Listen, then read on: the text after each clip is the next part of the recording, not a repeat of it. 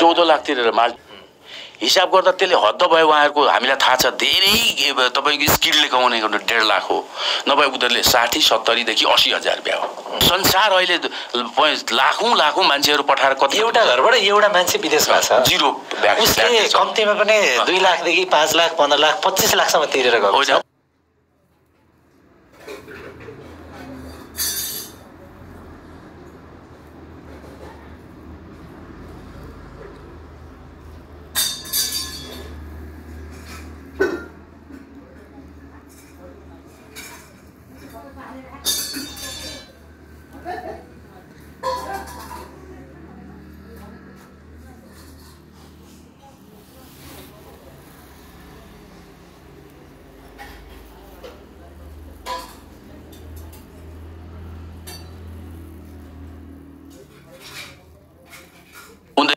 त्यो पनि सतारै लिएका छन् त्यो पैसा पनि जबरजस्ती नै पैसा लिएका छन् अब ती सबैलाई ट्याक्सको ब्यारियरमा ल्याउँदाखेरि त फेरि तपाईको ट्राफिकिङ ह्युमन ट्राफिकिङलाई चाहिँ तपाई रेगुलेसन गरे जस्तो हुन्छ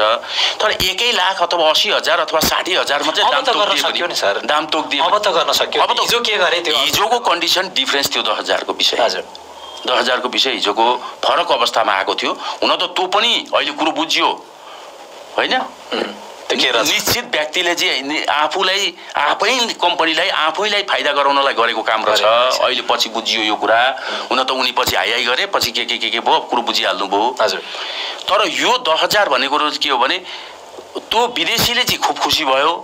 ओहो नेपाली कामदार 10,000 मात्रै यहाँ त काम गर्छन् मोटिभेसन हुन्छन् भनेर हैन तर त्यो जसले कामदार थियो डिमान्ड लिने डिमान्डले पनि डिमान्ड बिक्री गर्न थाल्यो त्यहाँ पनि हुन्छ नि दलाल त्यहाँ त यहाँका भन्दा लिन दिएपछि त त्यहाँ उठाइहाल्छ त्यहाँ पनि रजिस्टर्ड दलाल हुँदा यहीँबाट टाइट हुनु पर्यो के यहाँबाट अब यहाँको त कुरै छोड्दिउँ यहाँ त यो तपाईले भने 10,000 20,000 1 लाख 2 लाख 3 लाख खाएको त कसैले सुन्दा पनि सुन्दैन है यो काई गुनासो पनि लाग्छ सामान्य कुरा त होइन नि सर जस्तो एउटा असामान्य कुरो एउटा श्रमिकले महिनामा मरेर 30,000 कमाउँछ त्यही पैसा तपाईको 10 महिना लाग्छ कि उलाई यहाँबाट लागत जुन तिर्या हुन्छ न बिल रिजेक्सन केही छ हे भगवान अब यो कुरो त तपाईले गर्न थाल्नु भयो भने त झन्नै उसको कमाईको 1 वर्षको कमाई त उले यही तिर्नु पर्छ अनि के कमाउने उले यही तिर्नु पर्छ 1 वर्षको कमाई यही तिर्नु पर्छ उले अनि म पनि आश्चर्य लाग्छ के 6 लाख 7 लाख तिरेर रोमानिया गए 14 लाख तिरेर माल्टा गए हिसाब गर्दा त्यसले हद्द भयो उहाँहरूको हामीलाई थाहा छ धेरै तपाईको स्किलले कमाउने 1.5 लाख हो नभए उनीहरूले 60-70 देखि 80 हजार ब्या हो हैन भनेदेखि 80.8 लाख 14 लाख 1.5 लाख 1.5 वर्षको त यही तिरेर के हो यो के हो क्या यो कस्तो खालको हामी काम गरिरहेको 6 लाख 7 लाख तिरेर रोमानिया गए